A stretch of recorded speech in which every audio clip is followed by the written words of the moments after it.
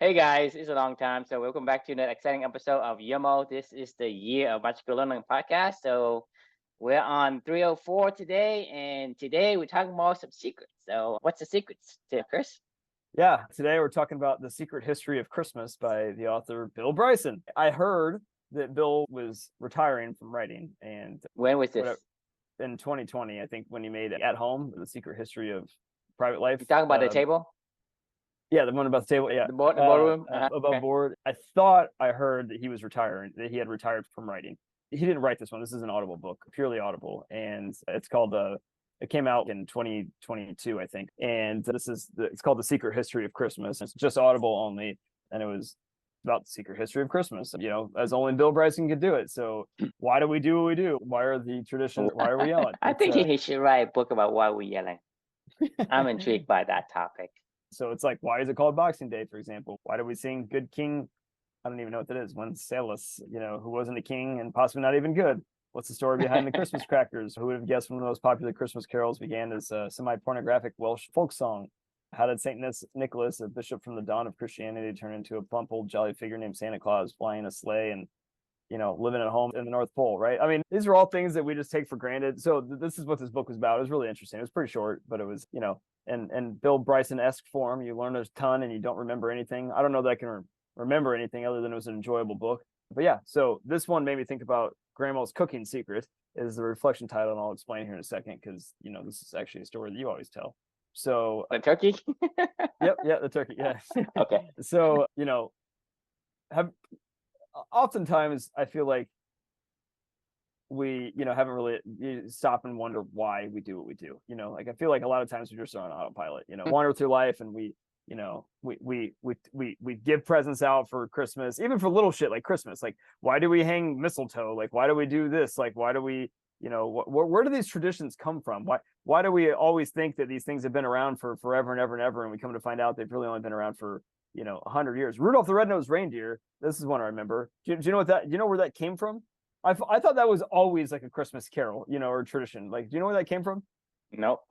That was an ad, and you probably didn't even know what this business is. Montgomery Ward. Do you know what Montgomery Ward is? All right, so Montgomery Ward. This was an ad that Montgomery Ward put out about Rudolph the Red-Nosed Reindeer, and it became so popular back in whatever it was, like the 40s or something like that, from their little jingle, that it developed into the Rudolph that we know today. Now everybody knows Rudolph the Red-Nosed Reindeer. Have copyright that and get royalties. Are they still getting royalties for it? Well, I don't think Montgomery Ward exists anymore. Yeah, they went bankrupt. Right. It was a book that they put out, as an advertisement, like with, yeah, it was just ads. And then it turned into more and more stuff, right? So anyway, so like it's stuff like that, where you're just, I don't know, you just feel like things have been around for forever. I would have never ever in a million years to live in a fake world. For sure. I mean, Santa Claus makes no sense. Like Bill talked a ton about like how Santa Claus even developed, and different variations of Santa Claus all over the world. It makes no sense how he ended up in the North Pole with a bunch of elves. There's just no rhyme or reason to why Santa Claus even exists. If you asked me to try to figure this thing out and to go all Bill Bryson on you, there's no way I would have been able to do it. But the point of what I'm getting at, though, is like there's a lot of things that we do every single day that we just don't even know. This is what we do all the time. That's the phrase that I found myself saying all the time before this journey, before Yomo, before Amelia, it just is what it is. Like, why do we go to work for 8 hours a day? I don't know. It is what it is. It is what it is. Like, why do I have to send my kid to daycare and have him get sick all the time? Well, it is what it is. Like, why do we have to pay taxes? Why do we have to pay taxes? Great question. I don't know. Pay capital gains taxes. Great question. Why? Like, isn't that didn't already pay taxes on that? Like, I mean, why do I have to pay taxes twice? I don't know. It is what it is. I found myself saying that all the time. Luckily, we have people out there like Bill Bryson that doesn't accept it as what it is, and this is why he's the best, because he goes down deep, like into rabbit holes around very, very specific topics where he figures out why it is the way that it is, right? And where do these words come from, and what is the cadence of these, and how did we even get to where we got to today? He's recreating and retelling history to have it make sense, like that's how pretty much all of his books are in a lot of ways, minus his travel books, but even in his travel books, he still does that, right? Because he's traveling around and he's telling the story of how Australia became Australia, or something like that, right? Like these are all things that like most people don't think about. I think that we just go on autopilot almost every single day of our life.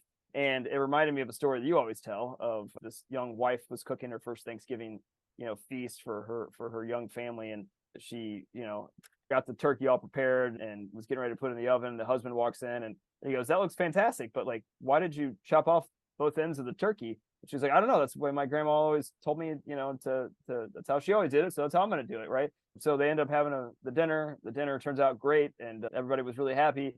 She sees her grandma the next week or whatever it was. And she comes over and is excited to tell her how good she did it with the recipe. And she's like, by the way, why do we cut off both ends of the turkey?" And she goes, "Oh, it's because my oven was, too tiny or whatever. And I couldn't fit it in there initially." And, it's shit like that where you're like, "Oh, that's how grandma does it, right? Like, this is what we do." There's a million things like that you don't even think about. Like, where are the origins of where some of these things start? Mythology, religion, things that we just do every single day of our life. Nation states. How did we get to the point in time where imaginary lines are drawn all over the world and we have nation states? When did that start happening? Like, where did the stock market come from? How do you know when you won in one nation versus the next nation? It's how do you? Like, this is science, and okay.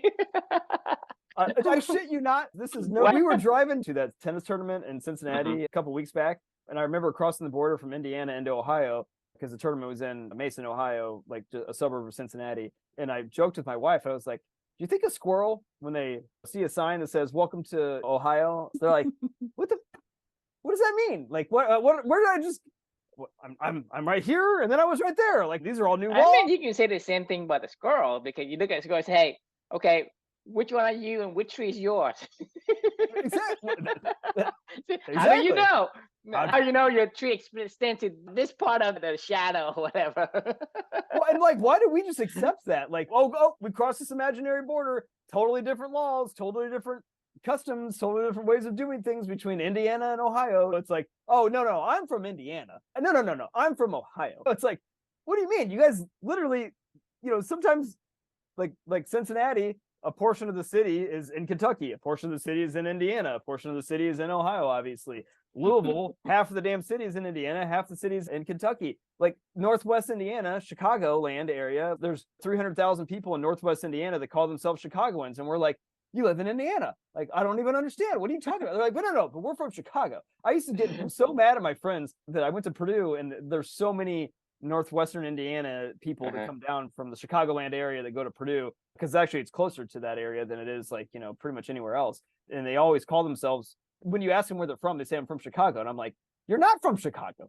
You're from Like people Northwest from New Indiana." Jersey and Like, say, "Okay, they're from New York." exactly. Like, you're not from New York. You are from then- New and Jersey. then- Kansas City is in Missouri, And you're like, wait a minute, like that blew my, that'll fuck you up, like. I mean, should it call Missouri City? Out of Kansas.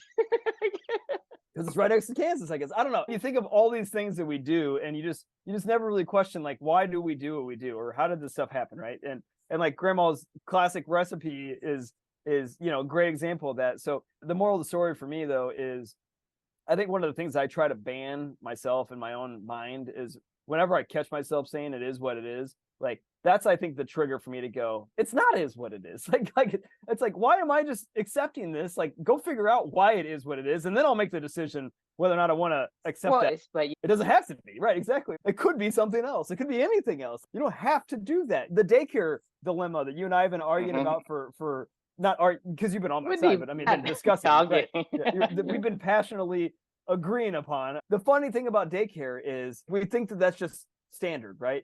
That's table stakes for almost every single American in this country, like, that goes to work. Like, well, I have to go to work, so I got to take my kids somewhere. So, we have daycares everywhere, and daycares are now super expensive everywhere that you go. And it's really hard. There's an actual decision that a lot of families have to make of whether or not to send their kids to daycare or to keep working, because it's like, it could be a complete net wash. It could be literally every dollar you make for some people, pretty much all of it goes into the daycare. So you might as well just stay home with your kids and have fun and, and spend time with your kids, right? Well, like, my that's son, how you get double revenue, because the moms go to work to pay the taxes. The daycare could go to work and take care of the kids. These are wash, taxes. but they pay taxes, so the tax revenue come from two sides instead of one. It's mind blowing. Not only that, the second part that I always find fascinating about this whole daycare concept is, like, we drop our kids off somewhere, So we can go somewhere that we don't want to be, so they can go somewhere that they don't want to be. Like, but this is what it is. It is what it is. And then not only that, we dump a bunch of kids that aren't from the same families or the same tribe, if you will, into some crazy ass environment where they're all coming from all different demographics and backgrounds and, whatever goes on in their life. Then of course they're going to get sick all the time. And everybody tells me, hey, it is what it is. And I'm like, it's not, it is what it is. Like our natural state isn't sick. Like, I mean, like, yes, we do get sick. They're like, no, it builds the immunity. It only fucking builds the immunity for that environment. Like, I mean, if any adult goes in there, they're going to get sick too, because it's not natural. Like it's a fucking forced environment that, like, even nature is telling us, hey guys, you probably are doing some weird shit here. Like, we shouldn't be shoving all these people that don't know each other into an environment. My point being is, whenever I catch myself these days saying it is what it is, before this whole journey, before Yomo, I just would have said it is what it is. And now I stop and I go, no, maybe there's a different path, and maybe I'll choose to take the same path that, I've chosen to keep Luca in daycare at this point in time for many reasons, and whatever, it doesn't matter. But I made the decision, right? Like, like as a family, we made a decision to that. It wasn't just like, well, this is what we do, like, no, like I made that decision, and I'm okay with that at this point in time now. But my point being is, like, whenever you catch yourself saying it is what it is, like, go deeper. Don't fucking take that as table stakes, and keep going and be curious and figure it out. Like, figure out if it is what it is for you, So anyway, I'll pause. Love to get your thoughts. Well, nothing it is what it is, because it's you. And I keep saying all along the journey is that you are unique. Don't listen to anyone, right? I'm not saying don't learn from them. Don't listen to them, because you cannot take their key, the key to success, the key to whatever, the key to health, the key to money, whatever. You cannot take that key, go to your home, and unlock your home with that key. It doesn't work that way. This is what I'm saying is, you have to take inspiration, but whatever you take from them is knowledge. But what you can take from them and translate into what you can use for you, that's insight, that's wisdom. So you have to make it your own. Whatever it is that you do, does it apply to me? So you're gonna have to do the evaluation every single time you take some kind of knowledge for yourself. Right. Knowledge that you take from other people will not work for you. It will not work for you 100%. You say, well, I see how he does it, but for me, I need to tweak this and that for it to work for me. You have said before that you are so unique that there is not a single person that is exactly like you before or until now. There hasn't been a person that's exactly like yourself. So that means that 400 trillion to even exist. Exactly. So that means that your path is your own. It is your own path. It cannot be another person's path. So you cannot take some standardized generalizations and say, okay, I accept that. If you do, I mean, you're going to trying to put a square peg into a round hole, and you're gonna. It makes me think about the bed of Procrustes, right? You read that book, remember? Yep. Mm-hmm. Essentially, people remember what it is. It's like this Greek mythology, right? This rich business guy has his bed, so he would invite travelers to his house, give them dinner, and then put them to bed. If you are shorter than the bed, he'll stretch you to fit the bed. And if you're longer than the bed, he'll chop your legs to make it fit the bed. So that's like, meaning you are putting a square peg in a round hole. Something is gonna get chopped off. You cannot live your life that way. You cannot. Do not take anyone's advice as is. Always take it and modify it. Figure it out. And that's when innovation happens, is when you say, okay, this is how we do it, but like, maybe we could do it differently. I remember the first time I ever played Settlers of Catan with Amanda and Dustin, and everybody holds their cards. The point of the game, as she described it was the first time I'd ever played. The point of the game, as she described it, is like, you got to negotiate, but you got to be friendly villagers with other people. But at the same time, you want to win the game. You want to build your own settlement, right? But also, you need to cooperate with other people. So you need to be helpful and yada, yada, yada. And she was describing the game. It was an interesting game. And I was like, okay, fine, I'll play with you guys. She's really good at it. She's going to the Nationals. I think she played last weekend or something like that. I got to check to see how she did. The first time I played, it's standard that she was like, okay, so you take your cards, make sure you keep them face down, whatever, blah, blah, blah. And after like 2 minutes of playing, I was like, that people were like guessing what you had and like asking you to negotiate whatever. And I was like, well, you know, there's no rule that I can't just flip up all my cards and you can see what I have, right? Like, and she's like, no, you can't do that. I'm like, why not? I was like, fuck it. I don't care. If you guys need an extra log to build your log cabin or whatever, and you want to negotiate with me, I'm an open book. Let me know. If I have it, I'll help you out. If I don't, I won't. She was like, you can't do that. I was like, well, I'm fucking doing it. There's no rule. Lo and behold, I ended up winning the game. But they were like, what are you doing? You can't show your cards to everybody. And I was like, well, I guess you can. You know, the thing is, you can and cannot, because the thing is, if you play against like one or two person, if both of them decide to take advantage of you, then yeah, you're gonna lose.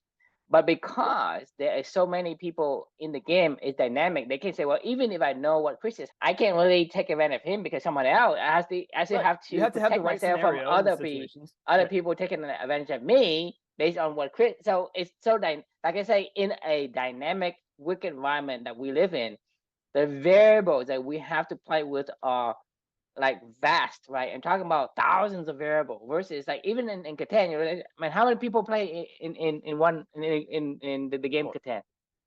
Exactly. So there's only 4 people, and only 1 people share. That means 3 other people are still competing with each other. So they cannot all take advantage of you. They go see another, but they're going to use you as an ally. So basically, from there, you are left alone as an advantage. Yeah. Just like when World War II happens, right? They didn't touch the U.S. until Japan, stupid, wants to take over the U.S. and bomb Pearl Harbor. But the U.S. we say, hey, no one touch it. Man, nothing happens to you. No damages to your country. I mean, other people are losing left and right. This country isn't. So you stay out of it. That's why we have so much of these advantages today. But you talk about 4, and even then, they can't decide how to negotiate, how to be like commonly like to get together to take advantage of you. But then because then even if they beat you, right, they can't win the game because there's 2 other people. I mean, it's a really weird game. Even in that combo, four variable combo, you can't even control. So imagine you have 4,000 variable. How can you control that? So you think life, right? Life is like that. So that's why to me, we are saying in company, we're gonna give you a living wage, and we're not asking anything in return. And I guarantee you, because we live in a dynamic environment, people are not going to take advantage of company because there is so many. The thing is, you think about it, if the government or if the world gives people a living wage and they don't have to go to work, they can do whatever they want, whatever produce they make from their hobbies. It's going to be the product of the country. To me, that's going to be much better than the one we have right now. Because the thing is, like I say, I guarantee you that you cannot do nothing. That means you can go play tennis. Well, if you play tennis, can I put a video and record you and then use that to make money from?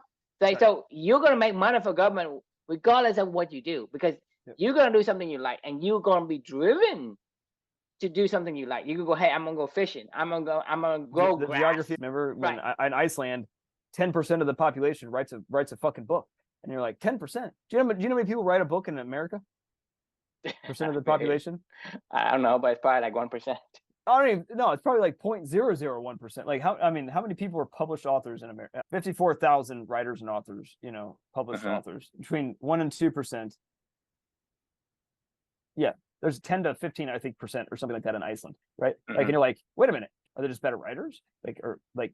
Why is there such a massive boost? Well, because the way that America works is you got to go to work and you don't have time to write because you got to go to work to feed the machine of all the other things. Writing is put on the back burner, and they're like, they even invented daycare so that you don't have to stop working. Can you imagine, like, I mean, that's how you get double tax revenue. Well, that's almost everything that we do. It never has made any sense that we have to go away for work, right? It's like, why do we need to drive an hour and a half to go to, as the suburbs even got bigger and bigger, because people are like, I can't afford to live in these cities anymore to be closer to my work. So I'm going to go move an hour and a half away and drive an hour and a half every single day in garbage traffic. I got to go pay for cars, spend 3 hours of my life yelling at people. It just is what it is. You complain about CO2 emission. Yeah. If you worry about CO2 emission, stop telling people to go to work. Just work at home. Like, yeah, I mean, like, do you know the word husbandry? I learned this one in a short history of at home, a short history of our private life. Do you know what husbandry means? husbandry is like the work around the house, right? Yeah, I mean, that's that's why. what Yeah, that's what husbandry means. To be a husband means to take care of the fucking house and the property yep. and do husbandry things, you know? Like that's what it means, right? We were never really meant to like go travel hours away every single day to go work for 8 hours. I mean, like, how do you ever even have a family? Like, no wonder I mean, the people thing is, like, husbandry is like the work outside the house, and the housewife is like inside the house, kind of. right. That's the image I get when I hear the word. So it's not I like mean, your husband is like you do something grand. This is your stuff is outside in the barn, right? You go feed the horse, go grind this stone get mill, food, you know, go plow the make field, sure the house is safe and go chop protected stuff. and That's right. husbandry, Yeah. right? Yes. That's all husbandry work. Yes. But like we don't like husbandry work now is drive an hour and a half into the city so you can go into like Now thank God. nowadays there's no such thing as husbandry or housewife no more. Everybody wants to go to work because They we are don't we want to are go to work. we we it's not that we let me rephrase that. We have to go to work Right. I because mean, they make it so you cannot survive without going to work. for Both will have educational system. both husband and wife has to go to work so Yeah. that you can they double or triple tax revenue, Exactly. right? Because you can't survive with just one person going to work. That's I why mean, daycare exists, and my it wife is zeroes an out. educator. Yeah, right. My wife is an educator. The education system only exists because people had to go to work. Like, I mean, that is literally why they created the education system. Well, education is a work training program. Okay, that you want Right. to be more specific. It's a work training program starting when you're young. It's not education. No. Education to me is like me. We're learning something that we want to learn. That's Right. education. Yep. Education in this one is just hey, it's a work training program. That's as succinct as I can put it. Right. You are preparing yourself for the workforce. That's all it is. You Yep. preparing You're learning to yourself follow instructions. You're to. learning to do what somebody else tells So you to do. imagine you remember you talked to me about when you were in school that you did your work and then you doing things that you're not supposed to do except Yeah. sit in a desk and wait until everybody's done, right? Yep. What Oh yeah. happened when you do that? I get in trouble. 80 times You're my answer conditioned to here. follow the instructions. I remember in Steve Jobs' autobiography or memoir with the Walter Isaacson wrote. I just finished that like a couple months ago, and he was recounting when he was back in grade school, and he was like, "They almost broke me." He's like, "They almost got me." He was a countercultural kind of guy in general. He didn't do whatever anybody wanted him to do, and that's why Apple was the way Apple was. There's one teacher at one point in time kind of bribed him basically because she played to his values of competition and whatever. She didn't know it, but she did. You know, and he was like, "Look, I already like to go home and learn on my own, but you're gonna pay me to do this stuff? Fine, I'll do it. You know, no big deal. I'll easy peasy." So then he started doing work. He eventually he ended up liking school enough when he stayed with it, right? The funny thing was, I remember him saying the words, "They almost got me." You know, they tried to bring me in and they couldn't fully break me, right? You know, but like that's kind of the point. It's like a wild horse, you know, running a Mustang or whatever, where they want to run around and do crazy stuff because that's what we're made to do, you know. And then we try to corral them into a nice thing so we can ride them and you know Yeah, and get put them milk out to of them. grinding the stone, do husbandry Right, stuff. exactly. Like some of them just go easy, some of them don't. You know, it's not is what it is. And then eventually you become Sherman. Exactly. Like yeah, and I exactly. I can relate to that because I think they broke me in a way because when I was younger, you know, I was in Vietnam until I came to the United States at 10 years old. When I was younger, I basically have this ODD, and you know what ODD is, Yeah, right? right, Order right. defined disorder, right? No, So oppositional. defiance disorder. So Yeah, I oppose everything. right. And then when I came here to the United States, right, I got into fights every day. And one day, like I say, in Vietnam, I was the worst kid you can ever have, like in your class. Like I was a troublemaker. I don't listen to you. I have, like I say, ODD. I I'm that kid, right? I don't learn anything anyone teaches me. That's a good thing and a bad thing. I mean, it's a Right. good thing because I didn't learn anything of the bad stuff. Yep. It's a bad thing if the teacher teaches something good and you didn't learn. But nonetheless, fortunately for me, it's a good thing that I didn't learn the ways of the the communists. So I didn't learn it. And so when I came here, I get into fights, I get into trouble, and I put my parents in pressure because your kid can stay in school. You have to go pick them up. And so they're working 2 jobs, and I'm being the troublemaker. They have to grovel the boss to let them go to the principal's office and go to the hospital because I broke my arm, blah, blah, blah, and all that. So that put me into a bind. So I become this obedient person from 6th grade onto 12th grade. I have perfect attendance. Right. I was in a way was handcuffed into this institutions of training program. Then when I get to college, right, I start to continue, but then eventually it broke, and I say, well, fuck, I can't take this anymore. So Right. basically, I get to the point of collapse, and it's like back from the dead, kind of like, and that's why you and I came, face to face. And, hey, look, I don't want this life. This life to Right. me is ain't worth living. And You, so you you accepted it. You accepted it is what it is, and you're like, look, if that's the way that it is, the best. it Then, huh? happens Right. when you Right. accept what is. Right. I'm listening to this book right now. It's called Rework. Have you ever heard of it before? Yep, So I heard of it. I haven't read it, but I heard of it. it's pretty good. It's a really short, fast read. It's by the people that created Basecamp, the product Mhm. Basecamp or whatever. The first chapter was a thing called, sorry, I'm going to sneeze. Sorry. That's true. The first chapter was this thing he called takedowns. First one is ignore the real world.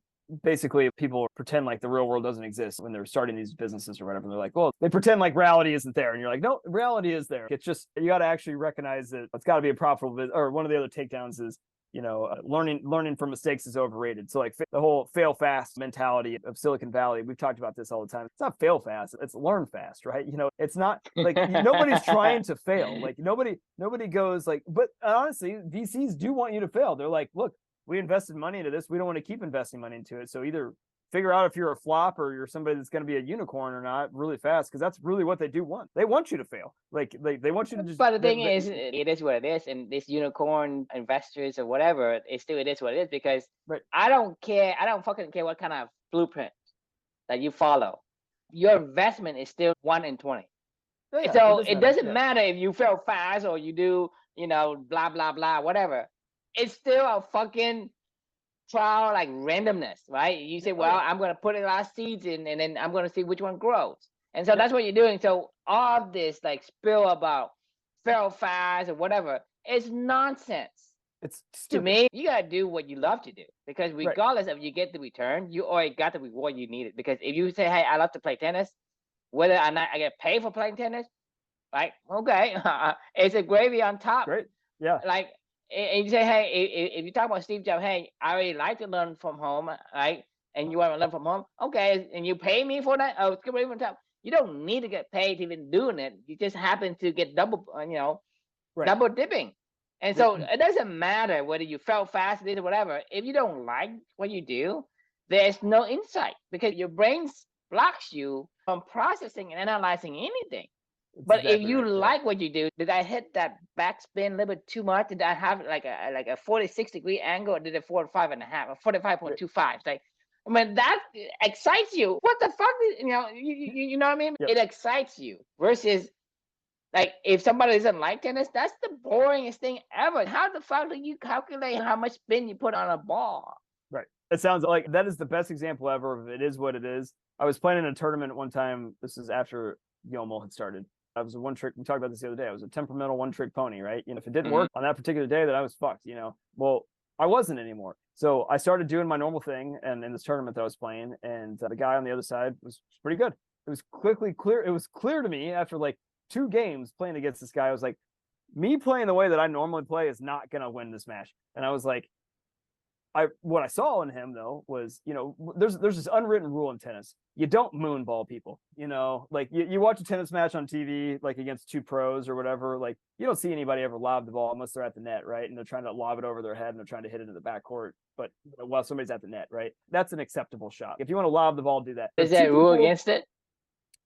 No, not at all. Like when 2 people are at the baseline, though, the idea of hitting a moon ball, meaning just hitting lobs deep into the court, like really high lobs, where you're like, what are you doing, man? You're like, everybody can hit that shot. Like, you're not doing anything. You're just hitting moon balls into the back of the court. Truth is they're actually kind of a hard shot to hit. like they're actually a very hard shot to hit. Like you have to either move back, let the ball come way down and take it, you know, and try to drive it with kind of almost a blind shot. Like you have to move in and try to take it on the rise. And a lot of people, it's a very tough shot to take a ball on the rise and try to drive it and try to take advantage of the point. Yes, you are not trying to do anything as the person that initiated the moon ball.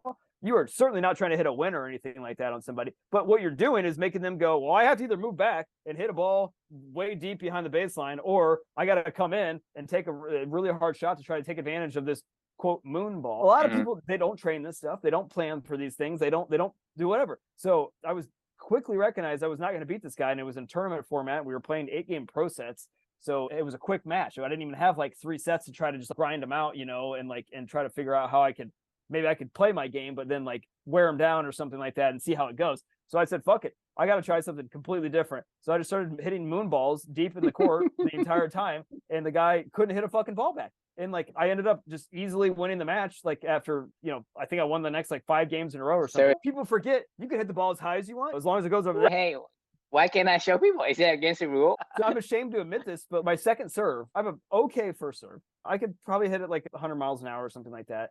I only get it in though, maybe 5 out of 10 times. You want your first serve percentage, if you're really, really good, to be like 70, 80% or something like that, right? You know, like I don't have a good serve. I'm not a good server. Like, I mean, I want to be a better server, but that's something that I need to work on. But like the truth is I'm not a great server. My second serve though is even worse. Like I literally in my head, if I miss my first serve, I'm like, oh God, you got to get it in, just get it in. Right. So I started to do these weird ass mechanics where I'm like people would always go, just spin it in, Chris, just spin it in. And I'm like, what the fuck do you think I'm doing over here? I'm just trying to spin it in. And it's not just spinning it in. Like, you know, like, I don't know. I've always had trouble. It gets in my head. I think about it like, and it starts to be like this deteriorating thing. Right. Well, years ago, there's also another unwritten rule where you got to try to go for your serve. You know, even if you're the second serve, you got to try to serve it the way that everybody's always known how you're supposed to serve the ball. You know, if you hit an underhanded serve in the pro game, it's so disrespectful. Like, even though people are standing now like 8 feet, 10 feet, 12 feet behind the baseline because they served the ball so fucking hard,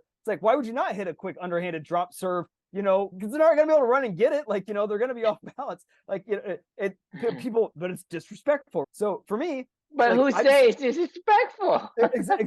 It's a good strategy. This is no joke. Years and years ago, the biggest fundamental change in my game was I was like, you know what? I would double fault all the time on my second serve, which is giving somebody just a free point. That's stupid. That is the dumbest thing you could do. I said, fuck it. Like one of these matches, I was like, I am so frustrated with double faulting all the time. And I was like, I just went like this. I went to the service line and I went, just dinked it over the net. Like, you know, like I just kept doing it the entire match. And what I ended up finding out was people don't like to hit the ball. It was kind of almost like a knuckleball. Like, so it's like knuckle in there. They don't want to hit the ball below the net. It's really hard to get the ball up and over the net to be able to hit any power behind it, to be able to put it where you want, especially if you're not an incredibly talented player, right? Like I'm not talking about pro level people. Pro level dudes would just fucking abuse me for doing that, right? Like, and they should. But like some of the people that I play against are like, it's kind of a tricky shot. They try to hit a drop shot. I'm really fast, and I usually get to it every single time and put them on their heels. If they try to drive it deep in me in the baseline, one of my favorite shots is to pick the ball up really quick because I'm small. Like I've learned my whole life to hit the ball on the rise really quick down low by my feet. So I'm actually able to take that, direct it, and actually put a lot of power behind it. And like, because I'm a tiny guy, right? The irony of all ironies is that stupid little dink shot, even though I literally am conceding them, hey, you can do whatever you want. Here you go. I'm just going to hit a 10-mile-an-hour little dink to you and just go ahead and do whatever you want to do. Almost every single person like struggles with that, where they hit errors off it all the time, or I get to hit winners off it or whatever. At a certain point in competition levels, like I can't do it all the time, but I always start off with that no matter what. Now, like I start off with my second serve. I'm like, I'm not going to double fault. Here you go.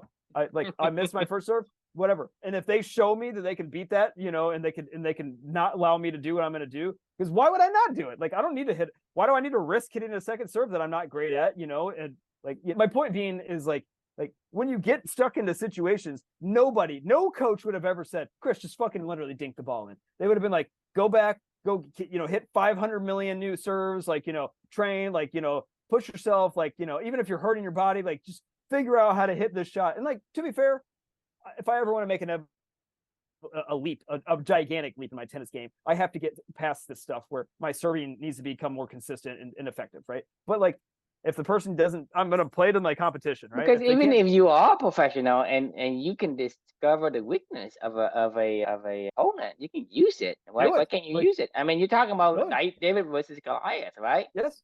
So then you think that David was lucky? I mean, David is No. not lucky. He knows that, hey, Goliath can't see shit, Right. right? Yeah. And And he I mean, can't move fast.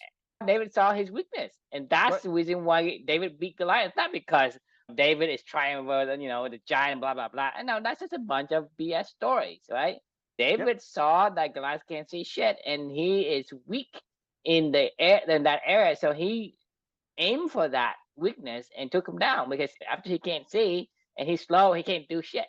And so he wins because he understands his strengths and the opponent's weaknesses. So even if you're in a professional and you know your guy can't do it or that his worst, you play against your opponent's weakness versus his strength. If he has a tremendous first class forehand, don't hit to his forehand. Right.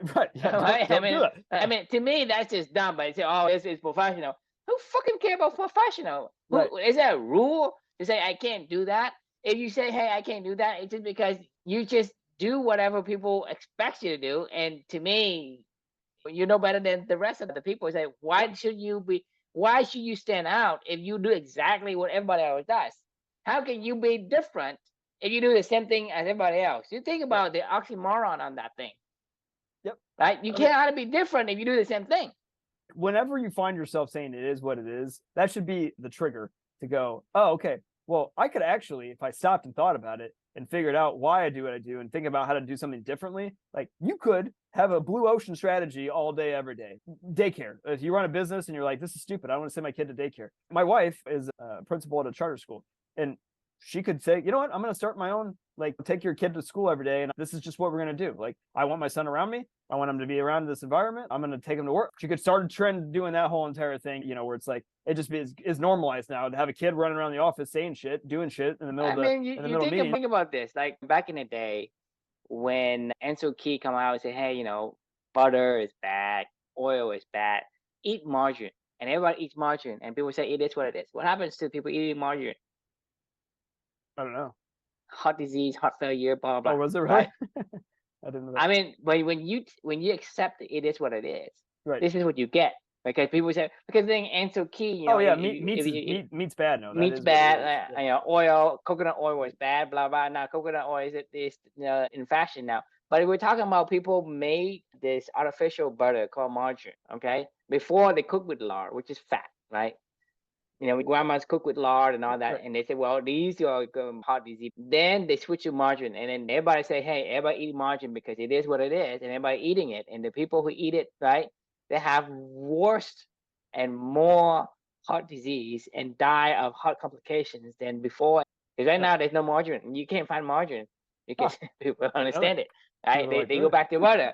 But Right. you have to understand, if you buy into the it is what it is concept, you are basically in a gutter along with everybody else. So it's not only that it's harmful to you, because anyone can take a narrative and push it towards whatever gains they want to get, because they need people to buy a certain brand of food or whatever, and they can create, just like Rudolph the Red-Nosed Reindeer, right? It's just made up. There's no real story, but somebody made up as some sort of an advertisement. What's the purpose of Rudolph the Red-Nosed Reindeer? To It sell is to more buy, shit sell some more shit. Right. So you're talking about Right. people say, hey, don't eat this or eat more of this. What is the purpose of saying that? To sell more shit. Right. Right? Yeah, agenda. So it's your health and it's you who's paying for somebody else's narrative. Yep. And if you buy into this, you are so much gullible for them to take advantage of you.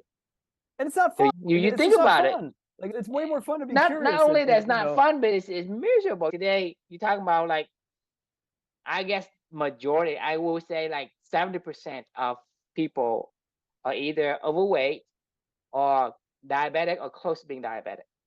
I mean, you're talking about a huge percent of the population. And so you are told to eat certain type, like this food pyramid or whatever. That is what got us here. And so if you continue to eat a food pyramid, you continue to go and eat McDonald's, and you continue to eat whatever was prescribed to you, this is what you get. And so you say, well, yeah, diabetic. Well, until you become diabetic, you're going to understand. Until you have like hypertension, high blood pressure, and all these chronic disease. Right. You understand? I mean, you get to the point where, I mean, if you think about people committing suicide so much nowadays just because you're on these drugs, right?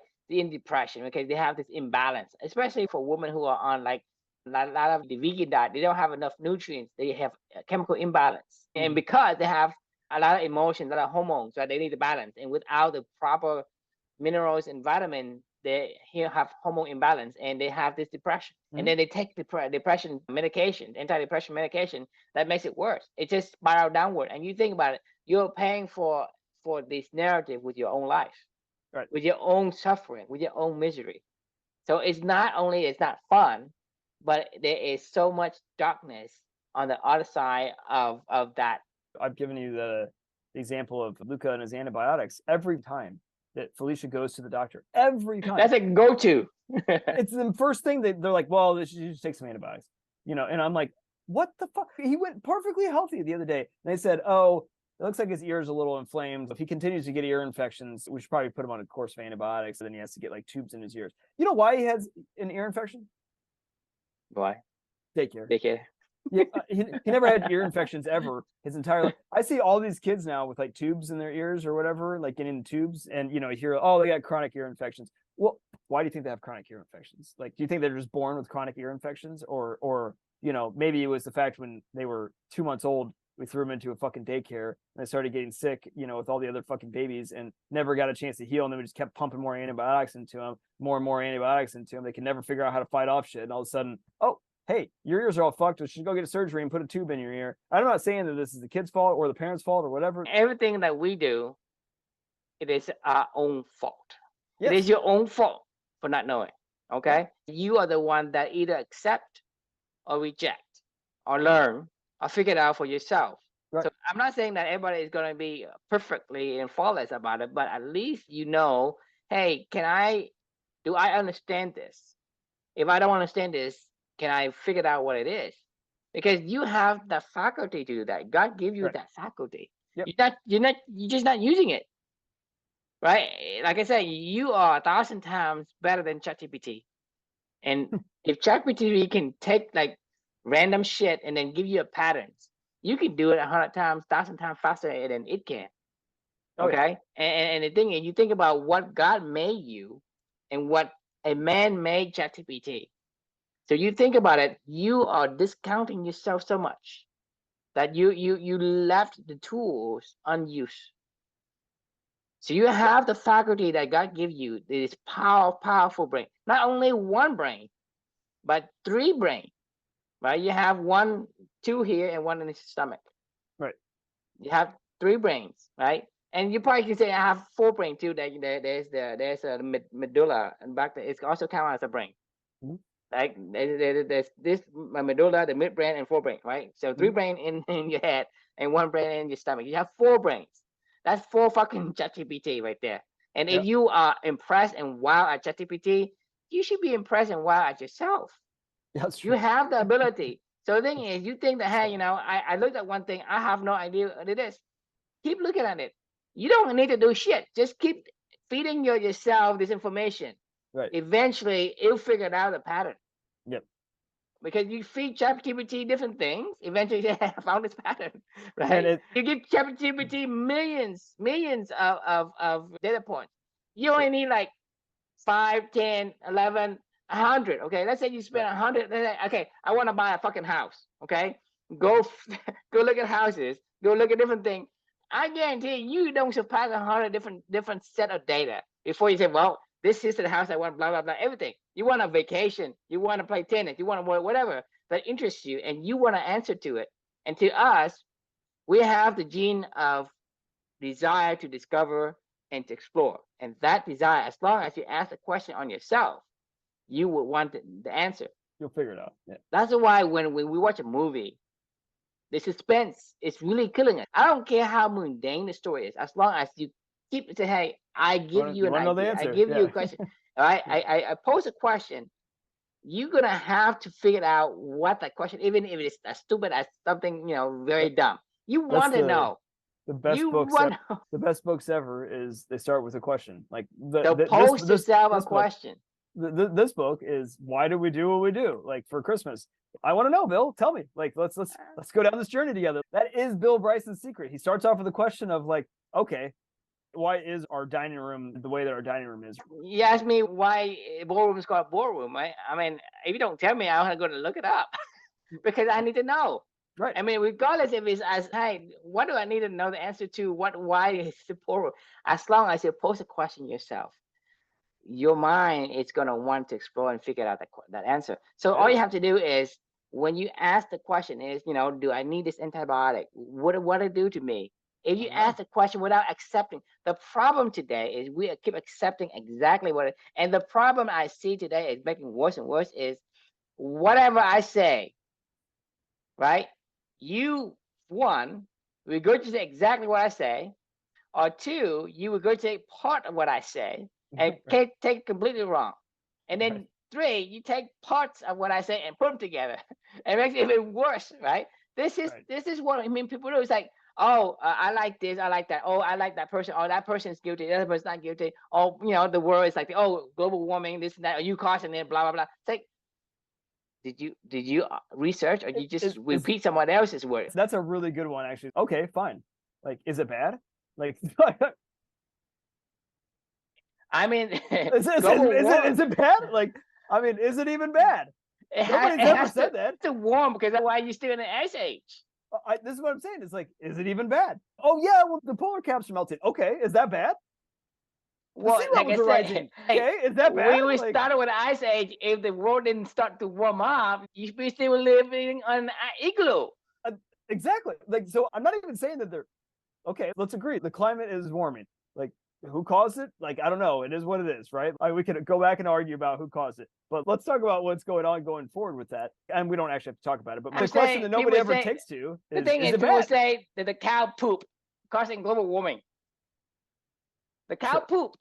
Right. They say, hey, the cow poop creates methanes and it goes into the atmosphere and it causes global warming.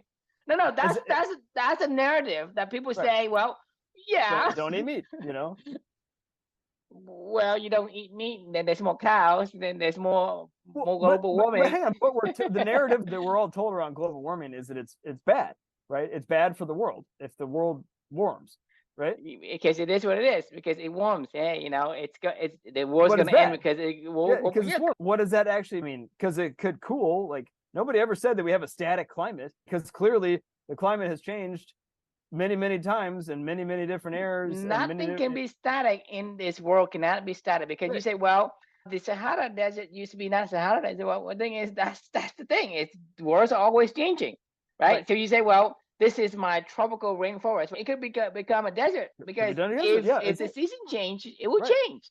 And that's the point. Is we live in a dynamic world. You can't expect to be everything stagnant. A river cannot have stagnant water. It has to flow. It has to flow for it to have this fresh water. It has to go because without the flow, you can't use it, right? Without the flow, the bacteria and the critters can't use it because they need to eat whatever that's in the river to make it clean, right? And so the ecosystem, so you cannot say, well, everything can change, then you don't change. Right. Well, you want yourself to change, but you want everything else to be constant. How's that logical? I think the point of the matter is, I think the narrative that we all hear is we just accept narratives and then we keep going. We accept the narrative of Santa Claus. I got in the room right behind there, there's 9 boxes filled with Christmas shit and Santa Claus stuff that comes out every year, and never once in my entire life have I gone, why the fuck do we, this is just like, why do we do this? I've never once asked that question in my entire life. I'm not saying that I could still go, I still enjoy it and it's fine, but at least I can go, oh, all right, that makes sense why we eat this at this time, or we use this for this, or at least I can have agency over my own decision making. I mean, as well, if I want to eat a fruit cake, I'll make a fruit cake. I don't have to wait. Exactly. If that's your cake of choice. I'm gonna wait for the right occasion. We got to put a pin in this one because we're officially way over time because we can keep going all night long. So let's put a pin here. The question we can leave everybody with is, when was the last time you stopped and asked why we do what we do? Pros and cons, right? The what you do. I told you about the dark side of what you accepting what it is what it is. Right. So be aware of what you take in. Not everything you need to fight everything, but like some of the stuff you should, and find the stuff that matters, that you want to fight. and go, wow, well, that doesn't make a whole lot of sense. Like if I wanted to go revolutionize the daycare industry, like I would. I don't care. I mean, same thing with Santa Claus. Right. Okay, I don't really care where it came from. Somebody made it up. Yeah, right. Yeah. Rudolph the Red-Nosed Reindeer too. And if that's your jam and you want to go fix the whole narrative around Christmas, then go for it. Fix it. Like I don't care. I mean, it's not mine, but ask the question and then make the decision whether or not, once you have information, whether or not that is worth your time to go recorrect that blue ocean strategy, with the new blue ocean strategy, right? Like we're asking that question with Clubany. Like, why is the working life the way that it is? It shouldn't be this way. Like it should not be this what it is. In our view, this is our blue ocean that we said, well, it's not, it is what it is. You don't just have to do one job at a company. And if it doesn't totally fit you, that you should, just be fired, go find another job, or culture should die.